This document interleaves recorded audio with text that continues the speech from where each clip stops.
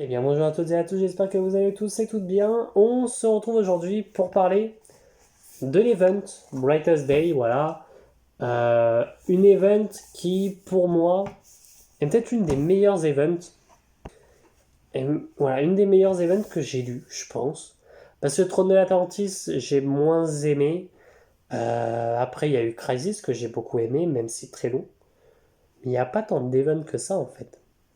Alors Blackest Night, j'ai beaucoup aimé, même la Sinestro Wars, j'ai adoré, je trouve.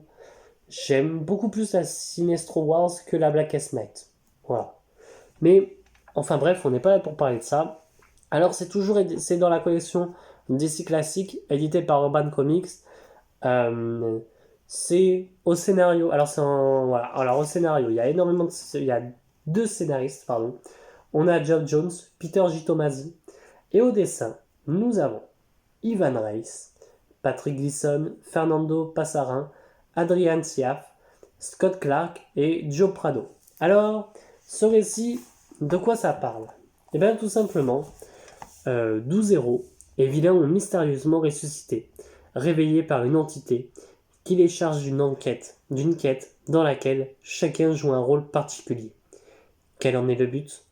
Alors qu'ils redécouvrent leurs proches et le monde qui les entoure, tous se demandent où ont-ils une deuxième chance, ou ne sont-ils que des morts en sursis? Alors, évidemment, ce récit, alors voilà, il y a de très très beaux dessins, je trouve, hein, toujours. Il y a d'énormément de très beaux dessins. Alors j'aime bien, alors bon, je vais vous montrer la page, hein, mais voilà. Je sais pas si vous voyez là, vers là.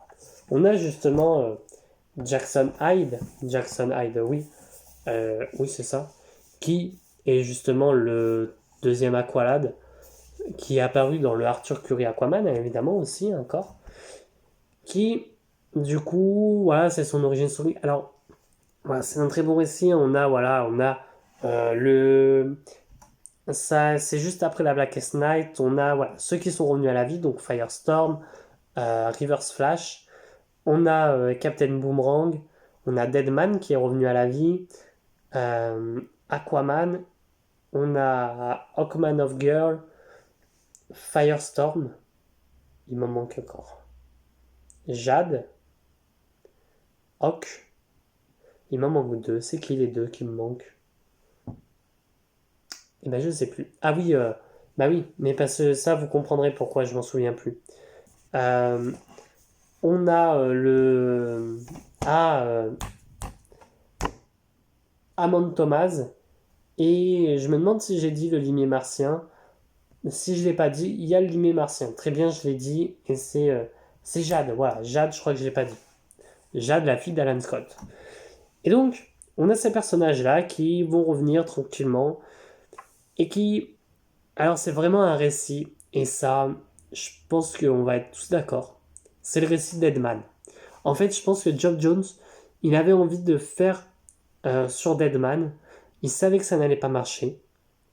Et s'il faisait un récit qui s'appelait Deadman, et bah, bordel, ça a marché. Ça a marché sur moi. Ça a énormément marché parce que Deadman, c'est pas un personnage que j'adore. Enfin, que j'apprécie. Enfin, j'ai rien contre lui, hein, mais je le connais pas. Donc, pourquoi pas, tu vois, il me dérange pas trop. Après, John Jones et Tomasi font un excellent travail sur le récit. C'est vrai que je peux vous montrer encore quelques planches. Alors ça aussi, mais ça on en reparlera après, du fameux requin. Si vous le voyez bien, c'est un requin un peu différent. Et j'aime bien ce qu'il apporte, tu vois. J'aime bien le fait que... Alors, j'aime beaucoup Star City. Et c'est vrai qu'en y pensant, bah, quelle bonne idée de foutre une grande étoile dans Star City. C'est une bonne idée. Voilà, faut dire ce qu'il est, mais j'aime beaucoup Star City. Alors oui, on a Jade, on a le limier martien qui revient, on a Reverse Flash, et c'est tout. C'est tout, c'est tout. J'aime beaucoup que Arthur, enfin j'aime beaucoup que dans le reflet de l'eau, à un moment donné, on voit comme quoi Arthur, il est mort encore. C'est encore un Black Lantern. Enfin voilà, on va passer direct au point positif du récit parce qu'il y en a beaucoup, notamment les dessins qui sont merveilleux. Le scénario, qui je trouve est très intéressant, parce que il est assez cool, tu vois. C'est un très bon scénario, euh, mais ah, il manque des choses quand même. Il manque des choses, mais c'est un très bon scénario qui te prend par la main du début jusqu'à la fin. Si t'as pas suivi la Blackest Night, c'est un peu con, mais tu peux très bien la suivre, tu peux très bien ne pas l'avoir lu, je trouve. Parce que c'est vraiment un récit qui se veut même presque indépendant. Tu sais que eux sont revenus à la vie parce qu'ils sont morts, ils reviennent, et puis basta. Euh, donc voilà, c'est accessible, comme je disais, voilà, t'as pas obligé de lire deux. Parce que en fait, c'est pas vraiment un récit Green Lantern. J'ai lu en me disant c'est un récit Green Lantern qu'il faut que je lise. C'est pas un récit Green Lantern en fait. Et bon, j'ai été quand même surpris, mais assez heureux que ça soit pas un récit Green Lantern, même si voilà, je pense que ça sera dans le guide des Green Lantern. Je sais pas encore, j'ai pas encore tourné, mais je réfléchis. Et enfin, au moment où je tourne la vidéo, hein, j'ai pas tourné. Peut-être que dès que vous la voyez, elle est déjà tournée. Et c'est dans 3 semaines que ça sort.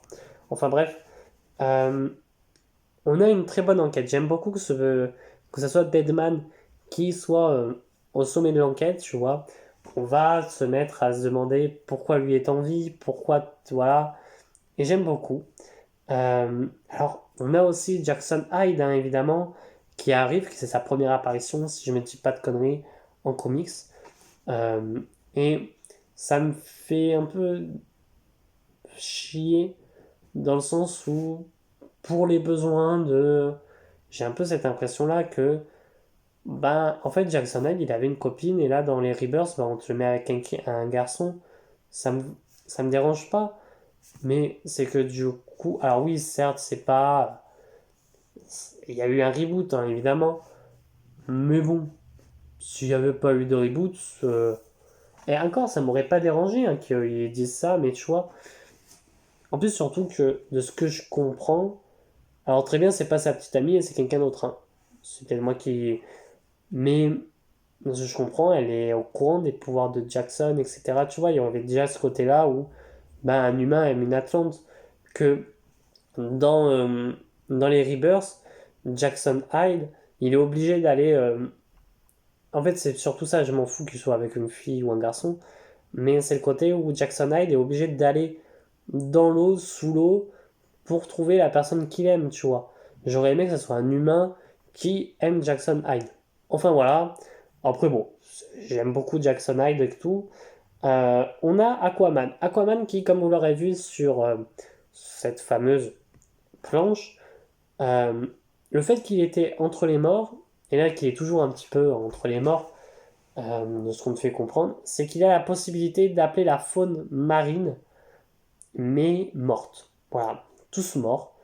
Et donc, ça fait des choses assez spéciales, tu vois, et j'aime bien en vrai. En vrai, c'est pas non plus dégoûtant. euh, et même lui veut savoir pourquoi, tu vois, il y a vraiment ce côté enquête. Alors, limier martien qui veut repeupler Mars, un peu rien à faire, vraiment. C'est vraiment l'histoire qui me gêne un peu plus. Et que, ouais, bon, je suis en mode, bon, ok, pas de souci, mais bon, j'en ai rien à faire. On a Firestorm. Firestorm que j'aime beaucoup, voilà, c'est un de mes personnages favoris aussi dans ce récit. Et qui, pour moi, je trouve est assez bien développé dans l'ensemble. Je dirais pas vraiment plus, mais pour moi, il est très très bien développé. Voilà. En point négatif, ça va beaucoup trop vite. Et en fait, le souci que j'ai, c'est que ça aurait dû être en mini-série on parle de chaque personnage à chaque fois. Parce que des fois dans l'issue, tu passes une page à l'autre à un autre personnage et à des moments tu n'arrives plus à suivre.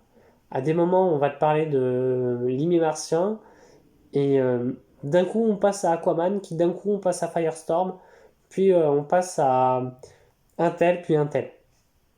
Détends-toi, tout va bien se passer.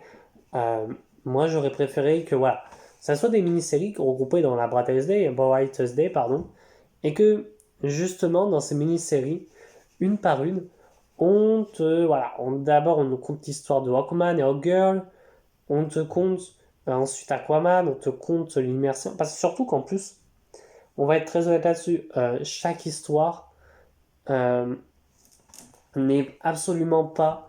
Genre par exemple, l'histoire du limier martien ne touche même pas celle de Aquaman. ni celle de Aquaman ne touche pas celle de Firestorm. Tu vois, donc on s'en fout un peu de savoir. Ça aurait dû être regroupé, tu vois, faire un truc un peu plus intelligent que un truc en mode on part à droite à gauche très vite, etc.